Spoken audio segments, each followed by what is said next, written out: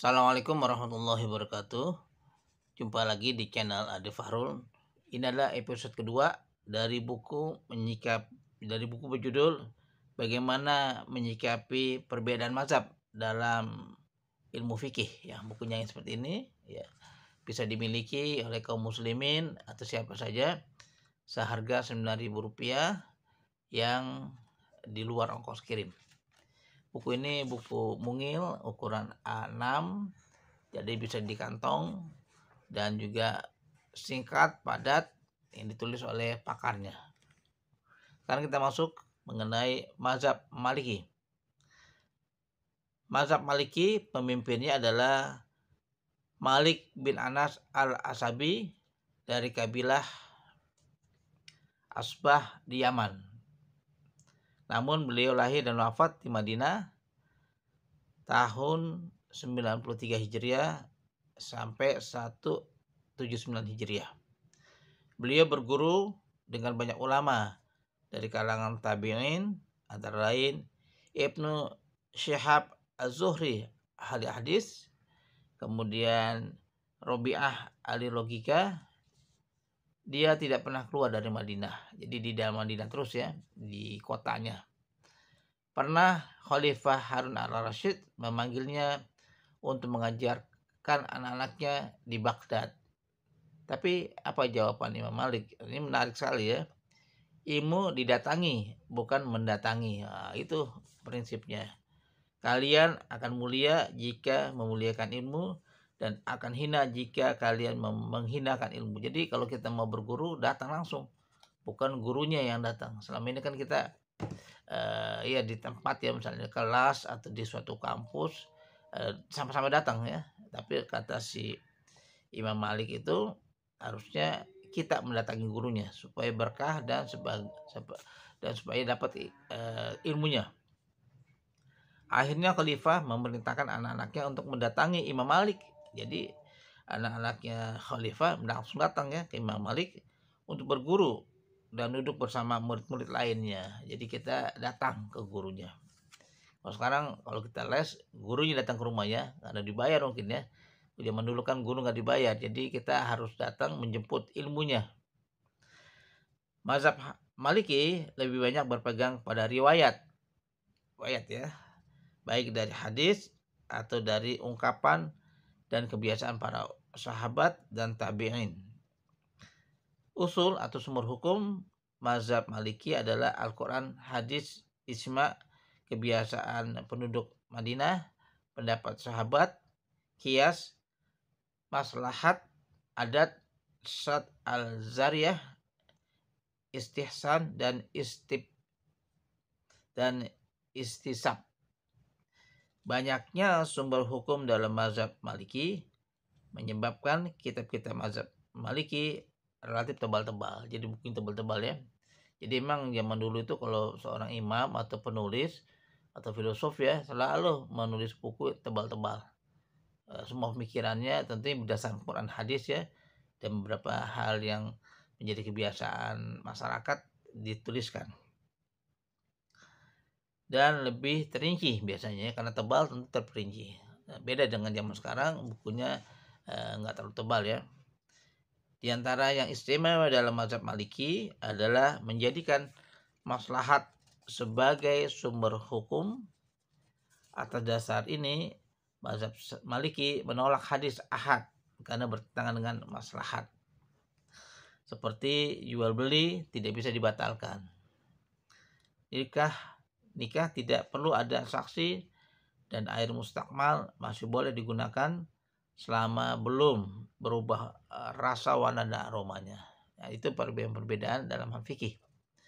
Jadi sengaja saya bacakan di awal ya, ada beberapa pendapat-pendapat yang mungkin berbeda imam satu dan lainnya.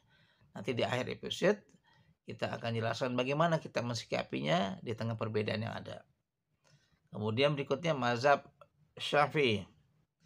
Mazhab Syafi'i memimpin adalah Abdullah Muhammad bin Idris Asy-Syafi'i al-Mutala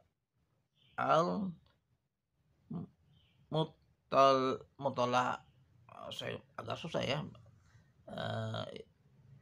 Saya ulang ya, nama aslinya itu Imam Syafi'i yang kita kenal di Hasanah Islam, tapi namanya adalah Abu Abdillah Muhammad bin Idris Asy-Syafi'i Al-Muttal Al-Muttalibi Al-Quraisy. Beliau lahir di Mekah tahun 150 Hijriah dan wafat di Mesir tahun 2004 Hijriah. Di usia 13 tahun, beliau belajar dengan gurunya, yaitu Imam Malik bin Anas, pemimpin mazhab Maliki. Setelah itu, beliau berguru dengan banyak guru lainnya, antara lain Muhammad Ibnu Hasan di Baghdad, murid dari Abu Hanifah. Jadi zaman dulu tuh dia berguru terus ya dengan gurunya dan seterusnya. Kesempatan beliau berguru dengan dua guru dari dua mazhab yang berbeda ini menjadikan mazhabnya memiliki ciri khas. Jadi berguru dengan dua keilmuan ya, memiliki ciri khas tersendiri, yaitu berlandaskan pada hadis dan logika sekaligus. Walaupun demikian, banyak pendapat kedua guru itu yang berbeda dengan pendapat Syafi'i. Antara lain, Imam Syafi'i tidak menerima maslahat mursalah sebagai landasan hukum yang menjadi pegangan dalam mazhab Maliki, dan beliau juga menolak istihsan mazhab Hanafi. Berbeda dengan kedua mazhab sebelumnya, Imam Syafi'i banyak meninggalkan buku-buku karangannya, antara lain kitab Ar-Risalah dalam ilmu usul fikih, kemudian Al-Um dalam bidang fikih, dan Musnad Asy-Syafi'i dalam bidang hadis. Beliau juga menerima hadis ahad dan hadis mursal yang ditolak dalam mazhab Maliki dan Hanafi selama jalur sanadnya sahih. Begitu juga hadis mursal jika diriwayatkan oleh tabi'in yang senior atau kibar at-tabi'in dan ada kesamaannya dengan pendapat sebagian sahabat.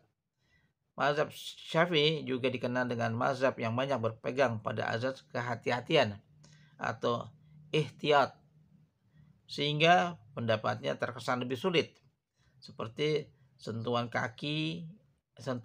laki-laki dan wanita yang bukan muhrim batal walaupun tidak disengaja. Niat di samping wajib di hati juga sunnah diucapkan. Niat adalah rukun pada semua ibadah ma'allah.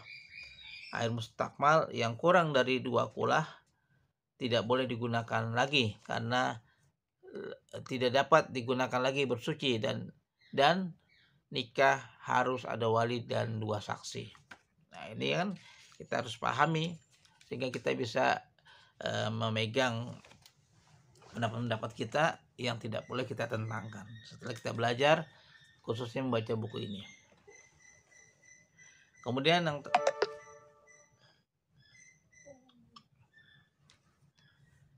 terakhir adalah mazhab Hambali. Mazhab Hambali pemimpinnya adalah Ahmad bin Hambal Asy-Syaibani. Ya. Lahir di Baghdad tahun 164 Hijriah dan wafat juga di sana tahun 241 Hijriah. Beliau sempat melalang buana ke beberapa kota dan sempat berguru dengan banyak ulama. Di antaranya beliau berguru dengan Imam Syafi'i.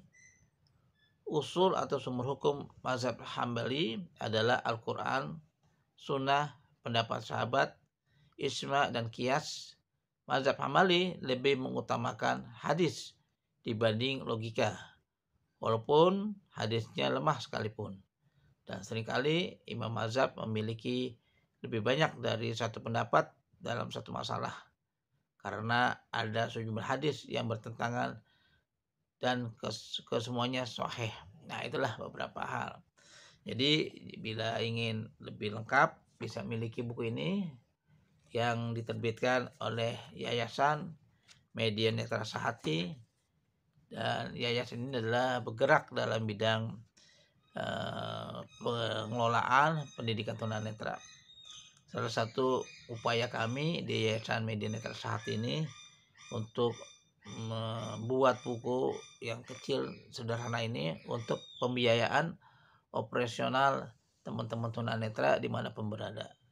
Silakan memilikinya di nomor telepon 0858 9131 8835. Saya ulang lagi, di nomor telepon 0858 9131 8835.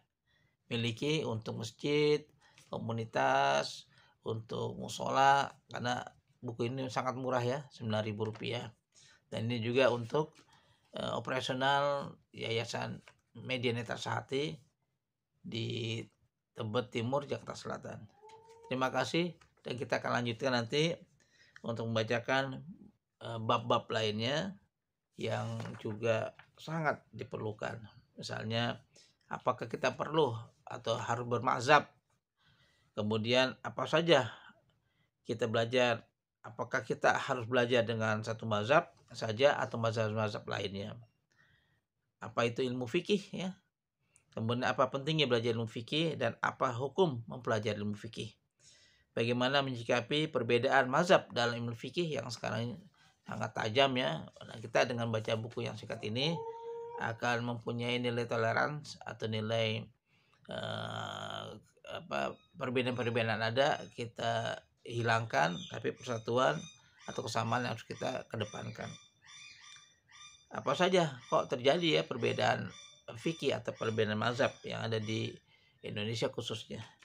Ya, demikian kita akan lanjutkan untuk episode berikutnya. Terima kasih yang ingin memiliki buku tersebut untuk masjid, musola, pesantren, untuk bacaan sendiri, komunitas, bisa ke nomor yang sudah saya tuliskan tadi. Terima kasih. Assalamualaikum warahmatullahi wabarakatuh.